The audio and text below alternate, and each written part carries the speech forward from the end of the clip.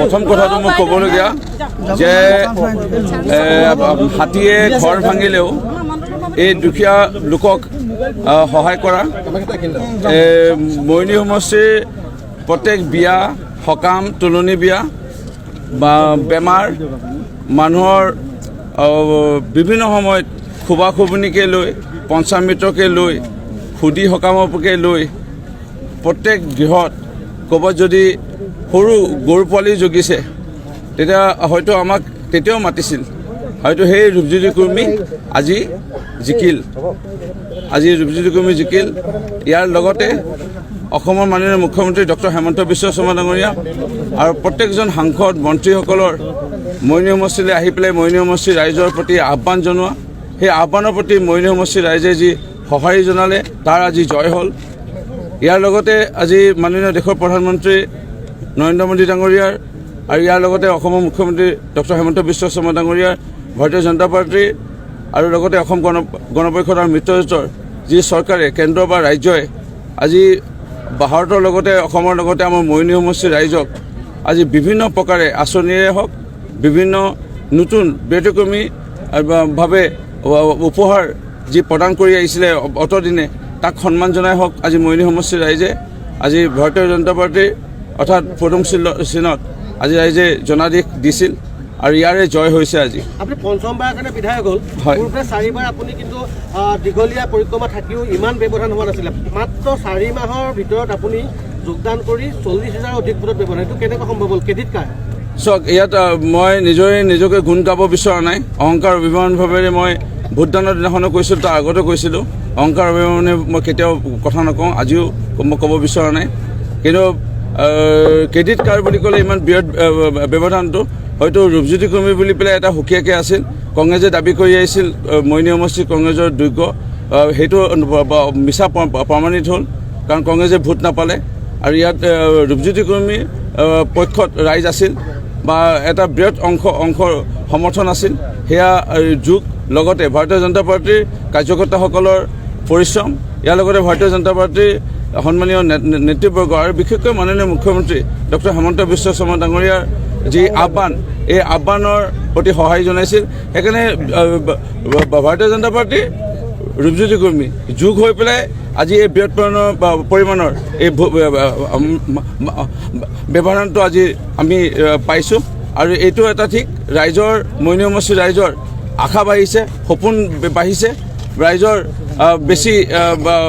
মানে আকাংক্ষা বাঢ়িছে এই আজি বৃহৎ পৰিমাণৰ ভোটেৰে আমাক জয় কৰি পেলাই সেইটোকে মৰিয়নি সমষ্টিৰ ৰাইজে প্ৰতিপন্ন কৰিলে আৰু এয়া আমি দায়িত্ব আমি হিৰ পাতি লৈছোঁ আৰু আমি আগতকৈ অধিক যে আমাৰ দায়িত্ব বাঢ়িছে মৰিয়নি সমষ্টিৰ ৰাইজে দায়িত্ব দিছে সেই দায়িত্ব আমি নিষ্ঠা কৰে পালন কৰিব লাগিব সেয়াও আমি মৰ্মে অনুভৱ কৰিছোঁ যিধৰণে ক'লে সেই কথা আখৰে আখৰে পৰিলে কিন্তু কেইদিনমান পূৰ্বে কংগ্ৰেছৰ কাৰ্যকৰী সভাপতি উপসভাপতি ৰাধা গোস্বামীয়ে ক'লে ৰূপজ্যোতি কুৰ্মীৰ কোনো কাম নাই তুলনি বিয়া খাই ফুৰক মোৰ এতিয়া হাঁহিয়ে উঠিছে এতিয়া এই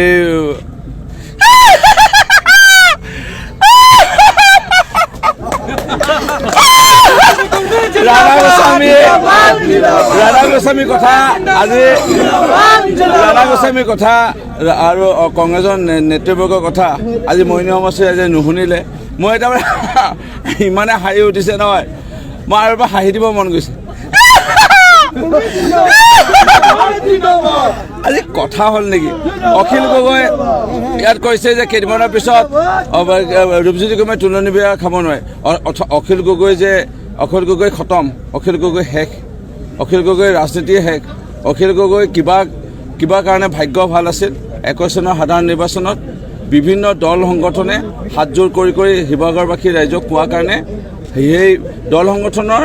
আবেদনৰ ওপৰত ভিত্তি কৰি আজি শিৱসাগৰবাসী ৰাইজে অখিল গগৈৰ দৰে এজন মানে অলগধ্য এজন ব্যক্তিক শিৱসাগৰ সমষ্টিৰ পৰা বিধায়ক নিৰ্বাচিত কৰিছে কিন্তু আমি নিৰ্বাচনৰ কেইদিনমানৰ পিছতে বিজয় হোৱা কেইদিনমানৰ পিছতে কি দেখা পালোঁ এতিয়া এটা দল সংগঠনে ৰাইজৰ দলক এৰি গৈ আছে এটা দল সংগঠন এৰি যোৱা মানে বৃহৎ অংশ ভোটাৰ এৰি থৈ যোৱা তেখেতক সেইকাৰণে অখিল গগৈ এই ৰাজনীতি থাওৰা হাৰাৰ পিছত এই বিধ্বস্তকে হাৰাৰ পিছত মৰিনী সমষ্টিত তৃতীয় স্থান দাবী কৰি আছিলে 1 নম্বৰ স্থান তৃতীয় স্থান হোৱাৰ পিছত অখিল গগৈতো কামেই নাই অখিল গগৈ চেছ আৰু অখিল গগৈ অলপ যি আছিল সেইটো মই শেষ কৰি পেলালোঁ অখিল গগৈ এনেকুৱা এজন 420 ঠগবাজ মানুহ যিজনে নদী বান্ধ আন্দোলনত কৃষকসকলক লৈ গ'ল নিজে টকা লৈ পেলাই চুপচাপ বহি থাকিল আকৌ পিছত কৃষকসকলক লৈ গ'ল কাজিৰঙাত অৰ্কিড পাৰ্কৰ নামত 100 বিঘা মাটি লৈ ল'লে আৰু ক'ত কি মাটি আছে আমি ক'ত কি ধন সম্পত্তি গোটালে চব এইবোৰ মিলি মেটিয়া এতিয়া মই নোকোৱাকৈ অখিল গগৈক এই দল সংগঠনে গৈ আছে অখিল গগৈ খতম থাকিল কথা মৰিনী সমষ্টিৰ পৰাও নহয় ভাৰতৰ পৰা এতিয়া শেষ হ'বলৈ লৈছে কংগ্ৰেছ অসমতো কংগ্ৰেছ এতিয়া এইবাৰ উপনিৰ্বাচনত যিটো বিধ্বস্তকে হাৰিলে এতিয়া কংগ্ৰেছো খতম তাত থাকিল কি কালি এটা কথা ৰাণা গোস্বামীয়ে প্ৰেছ মিট কৈছে তেওঁ বোলে টেঙৰ চেঙেলী মাছ বাকীবিলাকে হেনো বিজেপিৰ টোপ খায় তেওঁ বোলে খুব টেঙৰ চেঙেলী মাছ বিজেপিৰ টোপ নাখায় চাওক ৰাণা গোস্বামীৰ কথা আমি বেছি বহলাই নপতাই ভাল চেঙেলী মাছ মানে তেওঁতো দনিকণা মাছৰ লগতো তুলনা নহয় তেওঁ চেঙেলী মাছটো বাদ দিয়ক দনিকণা মাছৰ লগতো ৰাণা গোস্বামী তুলনা নহয় ইমান বেয়াকৈ হাৰে নেকি দুবাৰ হাৰিছে তেওঁ আৰু এতিয়াতো মইতো কৈ আহিছোঁ এতিয়া তেওঁ পঞ্চায়তৰ সভাপতি আৰু আঞ্চলিক পঞ্চায়তৰ সদস্য কেইদিনমানৰ পিছতে ভাৰতীয় জনতা পাৰ্টীত যোগদান কৰিব গৈ আছে ৱাৰ্ড মেম্বাৰ 10জন ৱাৰ্ড মেম্বাৰ তেওঁ নিজৰ মানে গৃহ পঞ্চায়তত আৰু তেনে ৰাণা গোস্বামী এতিয়া অহাবাৰ যদি পঞ্চায়তৰ ৰাণা গোস্বামী সভাপতি পদবীটো উঠে তেওঁ তাতো হাৰিব সেই ৰাণা গোস্বামীৰ কথা আমি নপতাই ভাল আপোনাৰ হাঁহিটো এই যে প্ৰত্যেকটো ইলেকশ্যনত আমি কেবিনেটত দেখিলোঁ আপুনি যে হাঁহিটো মাৰে অখিল গগৈ কোনোবা এটা সমষ্টিৰ নাম ল'লে শিৱসাগৰৰ নাম ল'লে আপুনি খুব এটা হাঁহি মাৰিছিলে এইবাৰ সেইটো আপোনাৰ আটাইতকৈ মানে কেম্পেইনিঙৰ আটাইতকৈ আকৰ্ষণ আছিলে আপোনাৰ হাঁহি মাৰিছিলে হাঁহি এনেই নোলায় আপোনাক এতিয়া হাঁহিব গ'লে আপোনাৰ হাঁহি নোলাব হাঁহি কেতিয়া ওলায় যেতিয়া মানুহে আত্মবিশ্বাসী হৈ পৰে যেতিয়া মানুহৰ আশীৰ্বাদ লাভ কৰা যেন অনুভৱ কৰে যেতিয়া অনুভূতি হয় গুৰুজনাৰ প্ৰভুজনা যেন কৃপা দৃষ্টিত তেওঁৰ প্ৰতি আছে বুলি তেওঁ আত্মবিশ্বাসী হৈ পৰে তেওঁ তেতিয়া হাঁহি ওলায় স্বাভাৱিক আজি অখিল গগৈ যিজন শিৱসাগৰ সমষ্টিৰ বিধায়ক তেওঁ চেঙা সমষ্টিৰ কথা যেতিয়া মাত মাতিছিল তেতিয়া স্বাভাৱিকভাৱে এজন অলগধ্য অকমান্য এজন মানে অদৰকাৰী এজন বিধায়ক বুলি মানে ক'ব পাৰি সেইমতে হাঁহি উঠাটো স্বাভাৱিক সেইকাৰণে মই হাঁহি উঠোঁ চাওক মই 21 জুন তাৰিখে মই যেতিয়া যোগদান কৰিছিলোঁ যি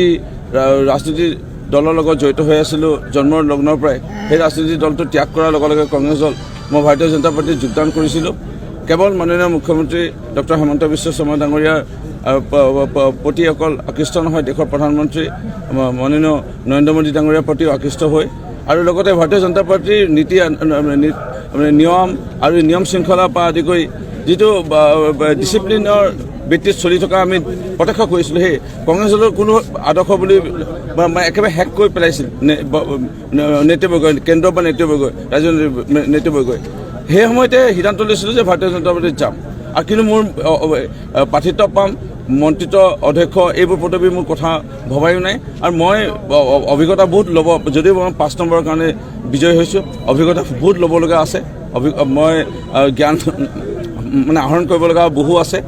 অনাগত ভৱিষ্যতৰ বেলেগ কথা এতিয়া মই এনেকুৱা দাবীও নাই মোৰ আৰু কোনো মোৰ অনুৰোধো নাই নিবেদনো নাই মোৰ